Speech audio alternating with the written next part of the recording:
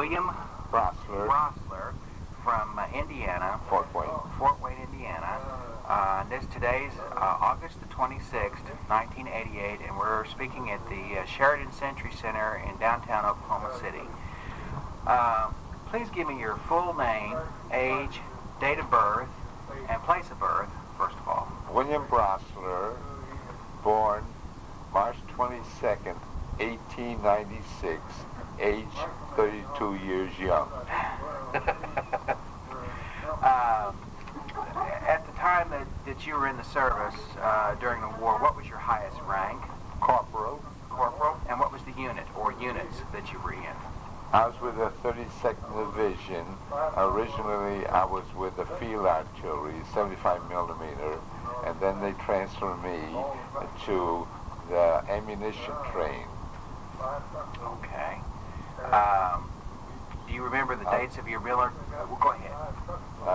It was 147 Field Artillery, and the ammunition train was the 107th Ammunition Train. Okay. And we supported other divisions like the 79th, the 42nd, the 32nd, and I think we supported 89th Division. 89th. Up the Argonne. I see. Muse Argonne sector. What were the dates of your military service? From April, I think it was beginning of April until May 15th when I was discharged at Camp Upton, Long Island. Okay, and what was the year? 1919, from 1918 to 1919. Okay. How did you happen to enter the U.S. Army? I enlisted in the engineers from Bridgeport, Connecticut as a Bridgeport unit, and we went to Boston, Massachusetts, and we were stationed at Wentworth Institute up there, and they taught us how to build barracks and all that stuff. We were supposed to be there for 3 months, but due to the fact that they needed the men overseas quick, we only stayed there 2 months, then went to Camp Jackson, South Carolina, and then I took a bunch of boys and drilled them, and I became a corporal. And I only stayed there 1 month. Then went up to Camp Merritt, New Jersey, and only stayed overnight, then down to Hoboken, New Jersey, then went on a cattle ship, English cattle ship, Minnetonka, and my job was to be on the raft in case our ship was torpedoed. You didn't have that happen, did you? No. Well, that's good. No, and it took us 13 days zigzagging across, and we got to Liverpool, and then went right down to Southampton, and across the English Channel to an English rest camp at Cherbourg, where we had a chance to take a shower, but it was overhead little pipes with little pinholes in it. By the time I got enough water in my hands, the next bunch. So we didn't even get a good shower. Oh, and how long had you been on the ship?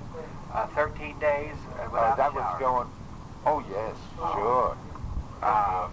And what was the date that you landed at Cherbourg? Do you remember? Wait a minute. I wouldn't know exactly right now. Sometime maybe in the summer of 1918? Oh, no. We landed at Cherbourg and then immediately went down to La Cornée, which was near, what's the name of that town that's down there, the big town? Bordeaux, France. Yeah, near Bordeaux, France. La Cornée was supposed to be a rest camp. And then we didn't stay there. We only had one gas mask drill at the rest camp. Then we were shot right up to, I joined the group, 32nd Division, at the Chateau Theory. And then I was with the 32nd Division with the Field Artillery. Then we went to Battle of Juvigny, which is near Soissons. And I greased the copper bands around the shells. So of course we had to have cotton in our ears to prevent the loud noise. Did it help any? Yes, it did. And we captured a couple of German kids, 14 and 15 years of age, and I could speak broken German. My father was born in Vienna, Austria, so he knew High German, Hochdeutsch. So I talked to the kids, those young kids, and they told me their officers sent them ahead while they stayed behind. And they were hungry, and we had some old moldy bread, and they ate up the bread. Two German kids. What, did they get shipped onto a camp somewhere? That I don't know what happened to them after that. Well, let me back up a second. Was it the fervor of the possibility of the outbreak of war that you enlisted?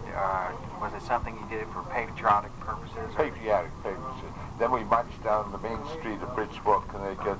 Everybody clapped. But when we came back, they didn't even know us anymore. Oh, really? I didn't even have my job in the department store. I was a buyer in the department store. What department store was that? Smith Murray Company, Bridgeport, Connecticut, was Bridgeport's busy cash store. And how long had you worked for them before the war? It must have been at least 7 years altogether I worked for them. So you were about 21 or so. 22 when I enlisted. 22? I enlisted, yeah. I see. And you'd mentioned some of your jobs. What other jobs that you did perform during the war? Well, that was the two jobs I had with the field artillery and the ammunition train. We hauled ammunition over the roads, and that was worse than being with the field artillery because the Germans were always shelling the roads. And our poor horses would get killed, and then we'd form different squads to bury them. Oh, really? Yeah. You buried the horses? Oh, yeah. And then where we slept up the front, we marched up the Meuse Argonne in the nighttime and slept during the daytime to surprise the Huns. And then when we slept up the front, we slept in shell holes. I see. And the little field mice would fall down on us, but we didn't mind that. When you're 22 years of age, you don't mind a lot of things. It's like 92 today. Yeah. How did you get along with the civilians, especially in France, as you were making your progress? We didn't have an occasion to be near any of the civilians until after armistice. Then we were stationed in Gandricourt, a little bit of a French town, and these villagers would put all their horse manure right in front of their homes, horse and cow manure, and we'd have to clean all that up. That was our job. They only had one central watering place, and their cattle would live in one room in their home, and they live in the other room. They were filthy dirty. You didn't see very many refugees fleeing, say, either from the Germans at all? No, none of that. When you're up the front, you don't see any of that. I see. Could you describe your unit's combat activities that you were involved with, as far as, what you had mentioned some of the battles, but do any stand out more in your mind than others, and your role in those? No, I can't tell you anything different than I told you, except our buddies were very, very close together, closer than your own family unit. As a matter of fact, when we were down in Gandricourt, in that rest camp near Bordeaux, there was a young boy there that was wounded, and he says, I want to go back to the front, I want to go back to the front. And I was saying in my own mind, what a damn fool you are. But when I was up the front, I realized why he wanted to go back to the front, because of what religious faith everybody was. We stuck together closer, as I told you, than our family unit. And that's the reason he wanted to go back. I see, because his family was there, more or less. Yeah, the buddies were there. Right. The buddies were all there. Sure. And we were closely related. Can you describe a typical day when you were not up at the front? Or did that happen at all? Well, that would be in Germany. In Germany, see, a matter of fact, when I was at Camp Merchant, I played music, and I had my banjo man with me, and I entertained the boys down at Camp Jackson, South Carolina, then at Camp Merritt, and the Second Louis, who was made a Second Louis, not through the ranks, but through political thing. He says, you're not going over there play music, going over there fight, send it home. So I had to send it home until we got to Germany. Then we formed a show troupe, and I bought a mandolin, and we played different dorfs or different villages. Then we sure they enjoyed that too. Oh yeah, sure. It was a morale builder for the boys. Well, speaking of that, that was going to be my next question. How was your unit morale? Our morale was good, except we had one bunch of boys from Sioux Falls, South Dakota, that were Indians. And then when they drank a lot of beer in the Army of Occupation, beware, we stayed clear of them. Then we had another bunch of boys from Waukesha, Wisconsin, and they were all Polish boys, and they were immaculate. And the officer always gave his commands in Polish. Oh, we did? Yeah. I'll be darned. Then when I was in Germany, Army of Occupation, we played for our General Lassiter for the 32nd Division. We had our orchestra. We went up there to Rengsdorf and played music for him and they danced up there. Well, how did the morale change after combat? I mean, if you'd been in the heat of battle, how did the morale? Our morale was always good with the rest of the boys. As I told you, we stuck together like glue. Even after heavy losses during battle? Oh, yeah. To what extent did the supplies you needed reach you? It was okay, except food. Most of our food we had at the front was corn willy hash in the cans and hardtack, which was like bagels. Bagels. Only the bagels didn't have, hardtack didn't have the holes in the center. Didn't have the holes in it. What did you think of the rations? It was good when we got to Germany. Yeah. And then we got frozen meats and so forth. But overall, it was hard to... And most of the time it wasn't too good for us. And they lost my service record, and I didn't get paid for 3 months, and they paid you casual pay, $15 a month. And I got paid for 2 months until I got to Germany. Then they found my service record. So no, and I could have been out of the war altogether, and they wouldn't know it. Well, speaking of that, how much did you get for being a corporal? 36. It was. I think it was $36.25 as a corporal overseas. And then when we were discharged from Camp Upton, we got a $60.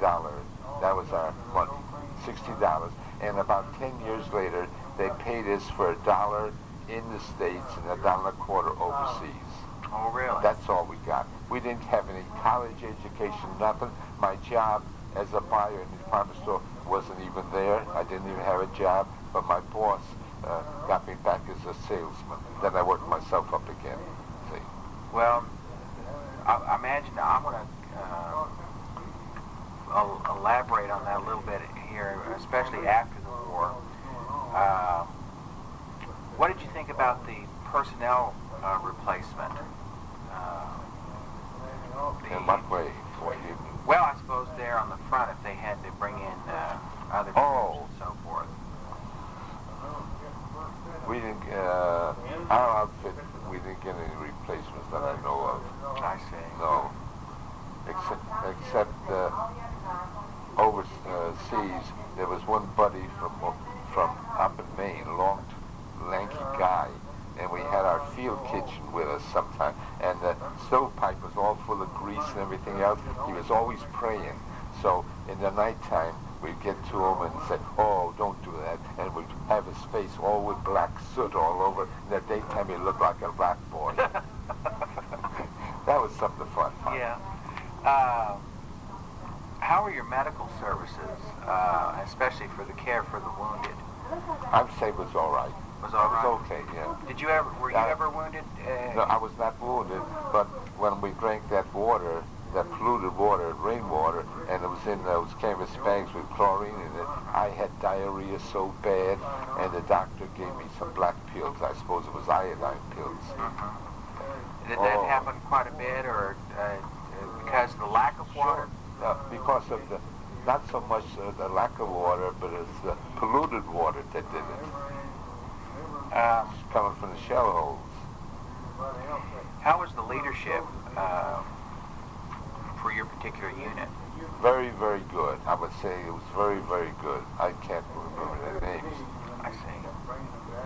Do you know remember who led in combat? I can't think of his name today. Okay. How's the confidence level in your, as far as the leadership? Very, very good. That was very good. Can't kick about that. I see.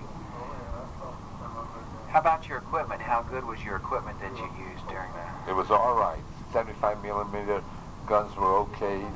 Shells were okay. And ammunition train, we hauled the ammunition train. We built it up the front with the ammunition, 75 millimeters. Was it 3.5-inch shells. Was it reliable during combat? Yes, we didn't have any bad ones. Though I have pictures of some of the shells exploded right in the guns. See, when I went to Germany, the German soldiers had all kind of war pictures, and I would buy all those war pictures from them. As a matter of fact, I have a picture of Quentin Roosevelt. He was the son of Teddy Roosevelt, and he was killed in this plane, and they exploited that all over Germany during World War I to show that the son of a famous president was killed. And I have all those pictures home. Sure. Oh, I imagine that's an interesting... Oh, I got the field guns that went 25 miles shooting, and all kind of planes. I got the English planes and all that stuff. I got pictures of all that in my book. Memories of World War I got it. Well, that's quite a memory to have. When did you receive a full issue, I guess, as far as equipment is concerned? Well, I might tell you, for when you went overseas, you got all wool stuff, wool underwear and wool that, and my pants was a different shade than my jacket, mismatched, and the wraparound leggings, see. But the darn cooties would get us, and when we left for home, Brest, France, we left from Brest, France, and then we would give all our clothing into the delousing machines to kill the cooties. You know, I had more cooties after I got out of the underwear from the delousing machine than I had before. Scratch, scratch, scratch. Oh, and how? They didn't do the job. Just didn't do the job. No. Well, I imagine that was quite a annoying. It was. Situation. And Brest, France, muddy place there, very muddy. And then we got on our battleship Louisiana out in the harbor. What kind of support did you get from tanks or artillery and or aircraft while in combat? Well, we had, I told you, did I tell you 300 planes went overseas? Well, not overseas. 300 planes went over the Argonne. We didn't have any air supremacy before that.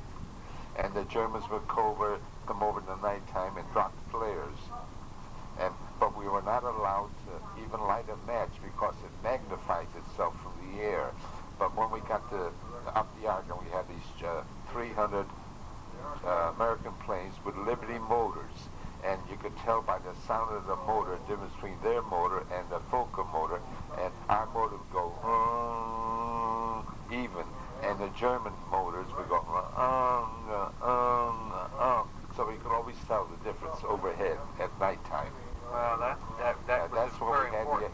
the air supremacy was up the Meuse-Argonne sector. I see.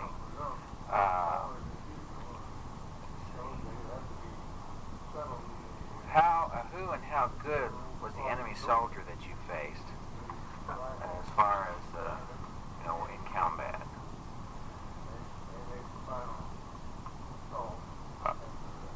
Were they just as Well, we didn't happen to capture any German soldiers up the front with our ammunition train like that.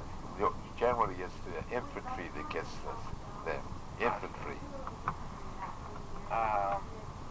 What do you recall about November the 11th, 1918? November 11th, and the army we were up the front, and the French would say, "Fini la guerre, fini la guerre, the war will be over." But it wasn't over. That was November 8th. That's when the Germans wanted peace, but General Foch and General Pershing says, "We will not give you peace unless you do certain things that we want you to do." and then they met in a car in France where the peace or armistice was signed. They agreed to that. The Germans did. They bent over backwards. When finally word was reached? It was then November 8th. Then we marched to November 11th. We marched back. I see. And then we went on a train and we got to Gandricourt, France. That's where we were billeted. Gandricourt, France. I don't know if I told you that about the horse manure. I didn't say. Did I tell you about the horse manure in front of the Gandricourt? And how long were you there? Wait a minute. We must have been there about 2 months, and then we went to Germany. Okay. And in how the freight cars. And how were the Germans at that time, being the Army of Occupation? The German people were all right. They were all right, and especially the German soldiers. They were glad the war was over. And I had propaganda. I don't know if I told you this, propaganda home, where the German socialists threw propaganda down, and on one side it shows the Kaiser and his admiral, his officers sitting around the table drinking beer and having a good time, while the woman's husband had to go fight the war. See, what do we get out of it? They said, what do we get out of it? One side was French, one side was German. Was ich tät? What do I do? You would think they'd have remembered that come World War II. I know it. I know that. Because there wasn't that much time difference, only about 20 years. Sure. And I would be in Cincinnati, Ohio, visiting my wife's family, and then I hear Hitler over the radio coming into the United States.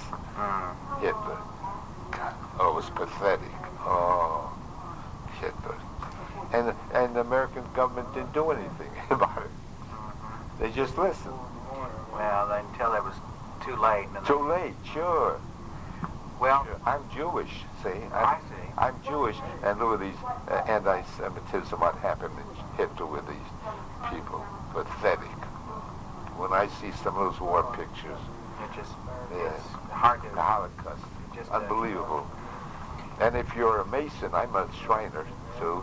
And even the Masons that Hitler wanted to get rid of, too. Masonic, over there. How long were you in Germany during the occupation? Oh, from January to May the 1st. May the 1st, 1919. And I came back it was 1915 when I was discharged at Camp Upton, Long Island.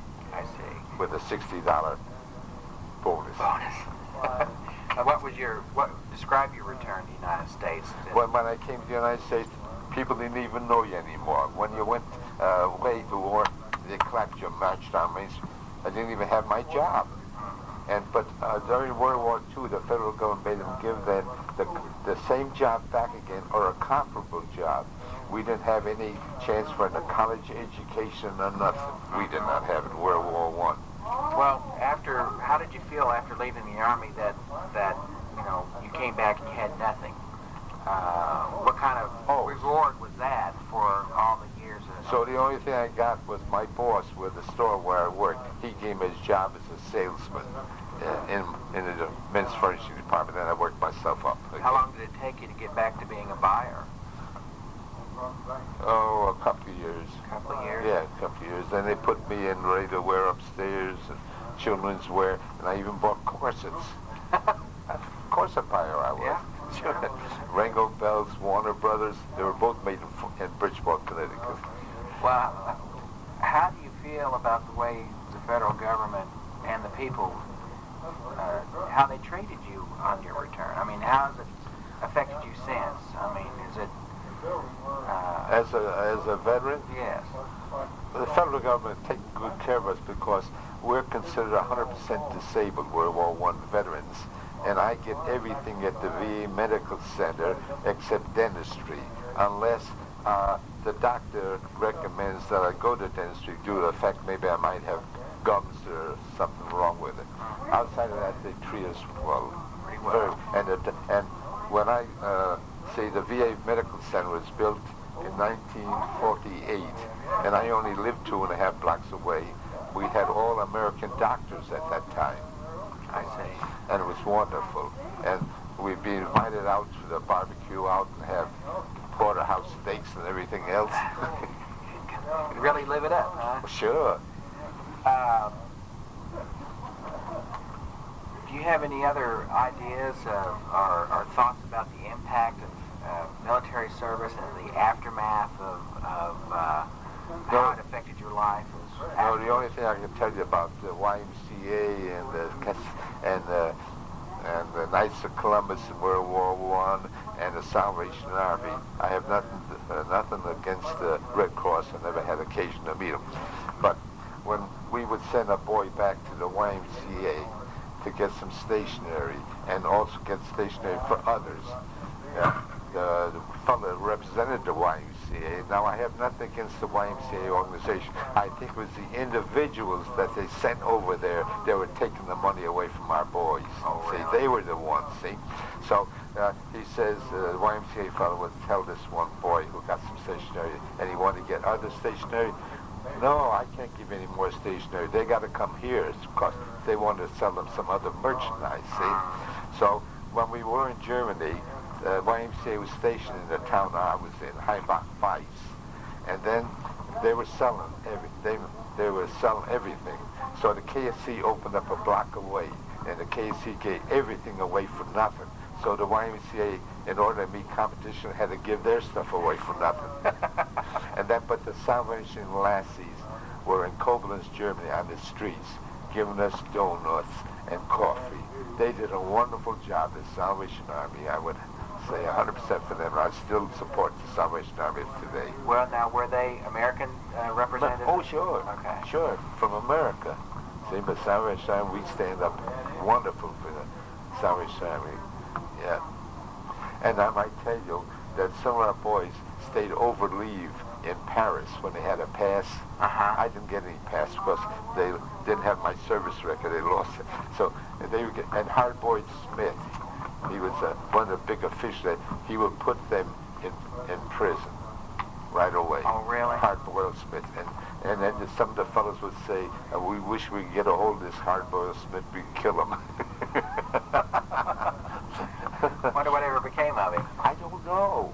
Hardboiled Smith, it was the name. Hardboiled Smith. Oh, and then some of the boys would go down to Monte Carlo, down near the Mediterranean, and the woman would be at the railway station. If you want to attend a house of pleasure, see so-and-so, Madam so-and-so.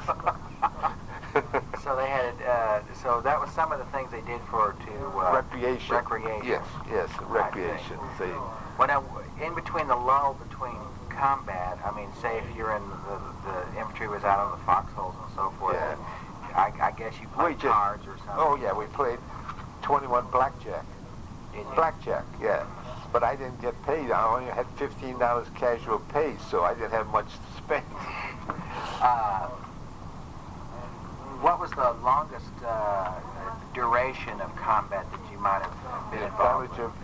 The Battle of Musargan. I was up there the longest time. I see. Sure. Were you affected by any of the mustard gas? No, thank goodness, no. But see, mustard gas lays low and it affected the boys around the testicles. That's how they got it, or smelled it. Oh, so talking about gas mask drill, at the Battle of Javigny, I was on guard duty from 11 to 4 in the morning, alone, and you shiver like that. When you're up the front, you shiver until you get used to it. And then the the noise would come back about gas in the back, and claxons would ring and everything else would ring, and then we would get up the front, we'd have to put our gas mask on, though it didn't affect us. We didn't get it. We didn't get it. No. But I'm sure that there were just hundreds of thousands, though, that had. Oh, yes. Did you encounter anybody that had been affected by? Well, we didn't know it at the beginning. I see. It takes effect later on. Oh, I see. Did I tell you about the bunch of Indians we had with us in our company? Well, you'd mentioned now. How come you would stay away from them after they'd had a few beers? Oh, they were on the warpath. Well, they start picking fights? Oh, they do anything. Sure. That was in Germany. Sioux Falls, South Dakota. And how long did you have to be connected with them? Well, as long as we were there. As long as you were there. Sure. Well, any other thoughts about your serving during World War I that you can think of? No, the only thing we were allowed to take home was our gas mask and our helmet. Oh, really? Nothing else. Nothing else. Nothing else. Couldn't take your guns or nothing. Or your mess kits, you're not allowed to take that. No. That was the only two things we were allowed. I still got it home. Do you, in coming to some of these meetings, have you seen any of your old war buddies that you knew, or do you have any contact with them at all these days? Well, what's his name? Our quartermaster, national quartermaster, he was with the 32nd Division. Oh, really? Sure. He's with the 32nd Division, overseas. Sure, but he was in a different outfit than me. I see. Let me see what else I can tell you. No, at the VA Medical Center in Fort Wayne, they don't think I'm 92. They think I'm 73, they're doctors. They can't believe it. Well, I was going to say, when you gave your birth date at the beginning of this interview, and I was trying to figure it in my mind, I'm going, he doesn't look any 92 years old. No. You just really keep fit and trim. I'll show you some.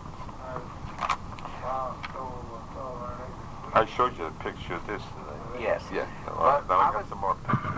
I thought you were, to be perfectly honest, before we started the interview, I thought we were going to be talking about World War II instead of World War I. See, the Vietnam veterans, they wanted some money to buy a coffee urn, so I donated